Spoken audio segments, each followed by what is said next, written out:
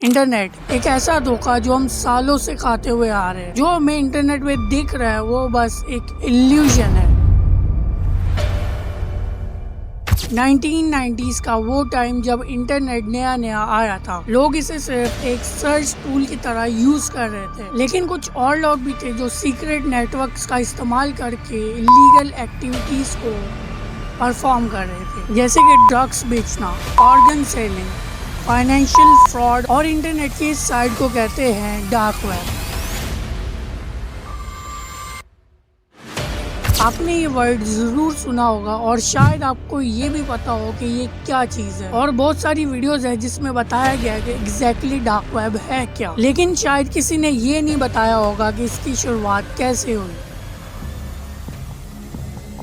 बात करते हैं 1960s की। डरपा एक अमेरिकन रिसर्च एजेंसी जो यूएस की मिलिट्री के लिए काम करती थी। 1969 में इस एजेंसी ने ARPANET बनाया जो आज के इंटरनेट की शुरुआत की। मकसद सिंपल था, यूएस मिलिट्री अलग अलग बेसिस से आपस में सिक्योर तरीके से कम्युनिकेट कर सके और बाद में इसका एक्सेस आम लोगों को भी दिया गया। लेकिन उन्हें क्या पता इन्हीं में से कुछ लोग आगे जाके क्या करने वाले हैं।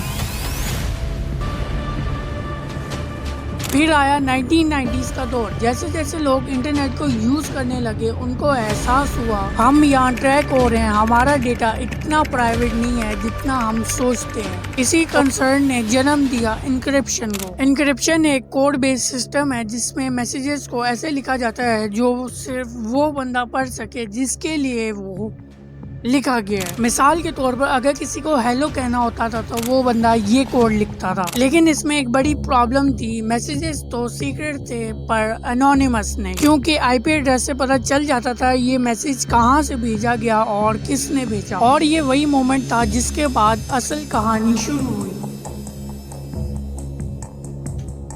मिड 90s में यूएस नेवल रिसर्च लेबोरेटरी ने एक ऐसा टूल बनाया जिसका नाम था टॉर द ओनियन राउटर। ये एक ऐसा ब्राउजर था जहाँ कुछ भी करो किसी को कुछ पता नहीं चलने वाला। टोर काम करता है लेयर्स ऑफ इंक्रिप्शन के जरिए, बिल्कुल प्याज के छिलकों की लेयर्स की तरह। हर लेयर अलग अलग सर्वर से गुजरती है जिससे ओरिजिनल सेंडर का आईपी एड्रेस बिल्कुल छुप जाता है। इस ब्राउजर को बनाने की नीयत बिल्कुल साफ थी, यूएस मिलिट्री को सीक्रेटली कम्युनिकेट करने देना, इंटेलिजेंस एजेंट्स की ऑनलाइन आइडेंटिटी को प्रोटेक्ट करना और उन लोगों की मदद करना जो सेंसरशिप वाले मुल्कों में इंटरनेट यूज करते हैं। 1999 तक इसका एक्सेस मिलिट्री और सिलेक्टेड रिसर्चर्स तक ही लिमिटेड था।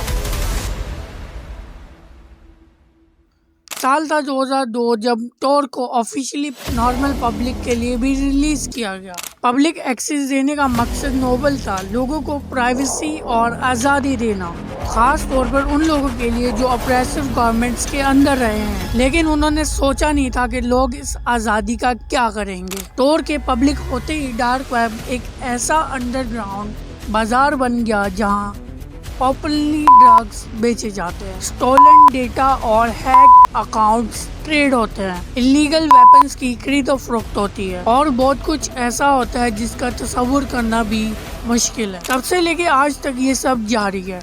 तो ये था डार्क वेब का सफर, एक मिलिट्री टूल से लेकर दुनिया की सबसे खतरनाक डिजिटल जगह तक। और अगर आप ये सोचते हैं कि ये सब सिर्फ मूवीज में होता है तो याद रखें, इंटरनेट का वो हिस्सा जो आप डेली देखते हैं वो सिर्फ 4% है। सब्सक्राइब फॉर मोर वीडियोस और मेरे बाकी सोशल मीडिया के लिंक्स डिस्क्रिप्शन में है तो उसको भी चेक करें, वहाँ पे मैं रेगुलरली अपलोड करता रहता हूँ।